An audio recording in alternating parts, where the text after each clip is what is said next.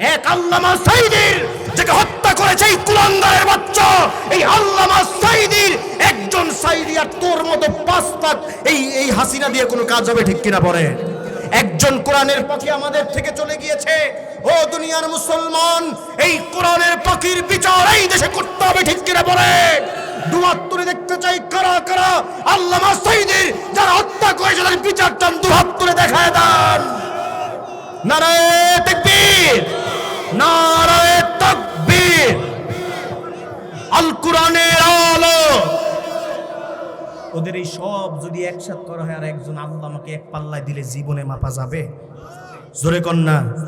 কোন দল, আপনারা অনেকে এখানে দল করেন না, কিন্তু সাঈদী একটা সাঈদী। কেন ভালোবাসি তাকে? কেন? আল্লাহর কোরআনের জন্য। কেন? আল্লাহর কোরআন ছাড়া যখন তিনি কোরআনের দাওয়াত মানুষের মাঝে দিয়েছে, এই জন্য আমরা সাঈদীকে পছন্দ করি, নচেত কোনো রাজনৈতিক কারণে আমরা আল্লামা সাঈদীকে পছন্দ করি না। চিল্লায় পড়েন ঠিক কিনা? যে হযরত ইউনূস আলাইহিস সালাম, আবার 3 নম্বরে তো মাছের পেটের মধ্যে। দেখেন একটা মানুষ কেমনে একটা মাছের পেটের মধ্যে থাকে, তাকে বাঁচায় রেখেছিলেন তিনি একমাত্র কে? প্রিয় ভাইরা আমার, ও দুনিয়ার মুসলমান, ও আল্লাহর গোলামের, আল্লাহ পাক রব্বুল আলামিন তার নবীকে ইউনূস আলাইহিস সালামকে বাঁচিয়েছিলেন তিনি কে? দুনিয়ার মুসলমান ও ইমানদার আল্লাহর গোলাম, আল্লাহ পাক ইউনূস আলাইহিস সালামকে বাঁচাতে পারলে সে আল্লাহকে এখনো না। যখন ছাত্র আন্দোলনের সময় এই নব্য লেডি ফেরাউনকে তাড়ায় দেওয়ার জন্য যখন ছাত্ররা আন্দোলন করলো, ও দুনিয়ার মুসলমান, যখন নিবৃতে আমার আম্মা জানেরা ঘরের মধ্যে যখন আল্লাহর কাছে বলে, আল্লাহ আপনি ছাড়া আমাদের আর কোনো উপায় নাই এই ফ্যাসিস্টকে তাড়ায় দেওয়ার জন্য, ওই মুহূর্তে আমার মনে হয় আল্লাহ পাক যেমন আবাবিল পাখি দ্বারা এই দুনিয়ার জমিনের কাবাকে হেফাজত করেছিল, তেমনি করে এই বাংলার উলামায়ে কেরামদেরকে হেফাজত করেছে। ঠিক কিনা পড়ে? এই দেশের আলিয়া মাদ্রাসাগুলোকে ধ্বংস করেছে এই নব্য লেডি ফেরাউন। জোরে কন্যা ঠিক কিনা? এই দেশের কওমি মাদ্রাসাগুলোকে ধ্বংস করেছে এই লেডি ফেরাউন। ঠিক কিনা বলেন? কারণ আমি লেডি ফেরাউনের মধ্যে আর এর মধ্যে কোনো পার্থক্য দেখি না। কারণ এই ফেরাউন কি করেছিল জানেন নাকি? এই ফেরাউন যখন মূসা আলাইহিস সালামের দলকে নষ্ট করার জন্য গোত্রে গোত্রে এই ফেরাউন বিভক্তি করে দিয়েছিল। ঠিক কিনা বলেন? তেমনি করে বাংলাদেশে এই ফরিদউদ্দিন মাসুদ বলেন, রুহুল আমিন বলেন, আমাদের গোপালগঞ্জের হুজুর কত বড় একজন আলেমে দ্বীনের সন্তান। দেখেন না তিনি আজকের বাইতুল মুকাররমের ইমাম হওয়ার জন্য এতগুলো কওমির আলেমদেরকে লজ্জা মধ্যে ফেলে তাকে আম্মা হুজুর পর্যন্ত ঘোষণা দিয়েছে। চিল্লা এখন ঠিক কিনা? আমাদের আলিয়া মাদ্রাসার একজন প্রিয় আলেমে দ্বীন হযরত মাওলানা কাফিল উদ্দিন সরকার সালিহি দামাত বারাকাতুহুল আলিয়া, তাকে আমরা এইভাবে আগে সম্মান করতাম। দেখেন না হাজার হাজার আলেমের সামনে বসে, ইমাম সম্মেলনের মধ্যে বসে একজন খুনিকে, একজন ফ্যাসিস্টকে তিনি জান্নাতি মানুষ বানায় দিয়েছেন। জোরে কন্যা নাউজুবিল্লাহ। ও কি জীবনে জান্নাতে যাইতে পারবে? আপনার কোন অ্যাঙ্গেল দিয়ে মনে হয়? এক আল্লামা সাঈদীর যাকে হত্যা করেছে এই কুলাঙ্গারের বাচ্চা, এই আল্লামা সাঈদীর একজন সাঈদী আর তোর মতো 5 লাখ এই হাসিনা দিয়ে কোনো কাজ হবে? ঠিক কিনা বলে? একজন কোরআনের পাখি আমাদের থেকে চলে গিয়েছে। ও দুনিয়ার মুসলমান, এই কোরআনের পাখির বিচার এই দেশে করতে হবে। ঠিক কিনা বলে? দুহাত তুলে দেখতে চাই কারা কারা আল্লামা সাঈদীর যারা হত্যা করেছে তাদের বিচার চান, দুহাত তুলে দেখায় দেন।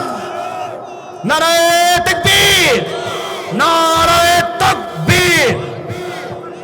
আল কোরআনের আলো।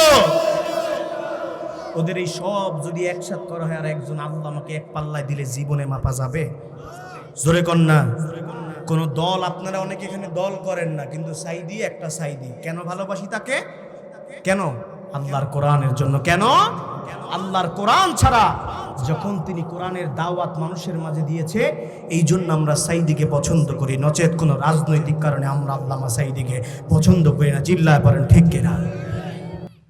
প্রিয় ভাইরা আমার, একজন আল্লামাকে তাড়ায় দিয়েছে। দেখেন এখানেও ফেরাউনের নিয়ম মানছে তিনি। ফেরাউনের আমলে আলেমদেরকে হত্যা করা হয়েছে। তেমনি করে একজন এই আলেমদেরকে দেখেন কতটা আলেমদেরকে নির্দয়, কতভাবে নির্মমভাবে হত্যা করেছে। ও দুনিয়ার মুসলমানেরা, একজন আলেমকে এই নখের মধ্যে আলপিন ঢুকায় দিয়েছে। 5টা নখে 5টা আলপিন ঢুকায় শুধু শেষ করে নাই, এই নখের মধ্যে আবার ওই দালালগুলো আবার গ্যাস লাইট দিয়ে আগুন দিয়েছে। তখন কেমন লাগে জোরে কোন? কেমন কষ্ট দিয়েছে আলেমদেরকে। আল্লাহ পাকের আরশে আজিম থরথর করে আমার মনে হয় কেঁপে উঠেছে, ঠিক কিনা পরে? একজন আল্লামা, একজন সাইদি এই দুনিয়ার জমিনে আর আসবে না, মুসলমান চিল্লায় পড়েন ঠিক কিনা? একজন সাইদি আমাদের প্রিয় মানুষ, কোরআনের জন্য তাকে এতটা ভালোবাসি। যখন তিনি মারা যায় এই বাংলাদেশের আমার মনে হয় ওর কিছু দালাল ছাড়া 95 জন মানুষ 100 জনের মধ্যে সাইদির জন্য কেঁদেছে, ঠিক কিনা পরে? এই আমার বাড়িও পিরোজপুরে। এই স্বাধীনের পরে তিনি শুধু একজন কোরআনের দাঈ আল্লাহ ছিলেন না, একজন রাজনীতিবিদ ছিলেন, একজন সফল এমপি ছিলেন। দেখেন আমার পিরোজপুরে এই স্বাধীনের পর থেকে যত উন্নয়ন হয়েছে, এই সব উন্নয়ন মাত্র তার 2 টার্মে যা করেছে। আর এই স্বাধীনের পর থেকে এমন পর্যন্ত এত উন্নয়ন কোন লিডার আমার পিরোজপুরে করতে পারে না। মন্দিরে টাকা দিয়েছে, মসজিদে টাকা দিয়েছে। ভাই আপনারা অবাক হবেন, আমার নাজিরপুরে একটা আলিয়া মাদ্রাসা ছিল, সেটা ভেঙে দিয়েছে। নাউজুবিল্লাহ বলেন। দিঘির জানবাজারে একটা আলিয়া মাদ্রাসা ছিল, সেটাকে বন্ধ করে দিয়েছে। না হলেও পিরোজপুরে অনেক আলিয়া মাদ্রাসা হয়েছে, আর এই লেডি ফেরাউনের দালালরা সব বন্ধ করে দিয়েছে। মনে করতে হবে তারা একমাত্র ভয় পেত এই কোরআনকে, কারণ এই কোরআনের আইন যদি বাংলাদেশে চালু হয়ে যায় ও 1 ঘন্টা টিকতে পারবে না, ঠিক কিনা বলে? প্রিয় ভাইরা আমার, আল্লাহ পাক রব্বুল আলামিন হযরত ইউনূস আলাইহিস সালাম যখন ওই মাছের পেটে চলে গেলেন, ইউনূস আলাইহিস সালাম যখন ওই মাছের পেটে চলে গেলেন, ইউনূস আলাইহিস সালামকে বাঁচাতে পারবে তিনি কে? ইউনূস আলাইহিস সালাম তখন আল্লাহকে বললেন, এই দুনিয়ায় আল্লাহ ছাড়া আমাকে আর কেউ বাঁচাতে পারবে না। তখন বললেন কি জানেন নাকি? সকলে পড়ি, লা ইলাহা ইল্লা আনতা সুবহানাকা ইন্নী কুনতুম মিনাজ জালিমিন। ইউনূস আলাইহিস সালাম চিন্তা করলেন, এই দুনিয়ার কোনো মালিক আমাকে বাঁচাতে পারবে না, দুনিয়ার কেউ বাঁচাতে পারবে না। যখন ইউনূস আলাইহিস সালাম আল্লাহর কাছে সাহায্য প্রার্থনা করলেন, আল্লাহ পাক রব্বুল আলামিন তার গায়বী মদদ দ্বারা ওই মাছকে বললেন, মাছ আমার নবীকে ফিরে দে। তখন নবীকে নদীর কূলে যায় নবীকে ফেলে দিলেন। জোরে কন্যা সুবহানাল্লাহ। এখন মা বোনরা বলতে পারে, মেয়েটা তোমার তো বয়স কম, আইসো পিরোজপুর থেকে, বেলালি তোমার একটু বুদ্ধি শুদ্ধি মনে হয় কম। সে তো আল্লাহর নবী, তার কথা আল্লাহ পাক শুনবে। আল্লাহ পাক ইউনূস আলাইহিস সালামের যে আল্লাহ, আমার আল্লাহ কি সেই আল্লাহ কিনা? জোরে কন্যা, সেই আল্লাহ কিনা? তাহলে ইউনূস আলাইহিস সালামকে মুক্ত করতে পারলে আমাদেরকে করতে পারবে না ভাই? আমরা যে আজকের এনজিওর কাছে যাই, আমরা যে আজকের এই সুদের কারবারের কাছে যাই, আমরা যে আশার কাছে যাই, নিরাশা হয়ে যাই, এই গ্রামীণ ব্যাংকের কাছে যাই, এই সমস্ত হাবিজাবি জায়গায় যাই, এটাও তো এক প্রকার আল্লাহর সাথে নাফরমানি করা হয়, ঠিক কিনা বলেন?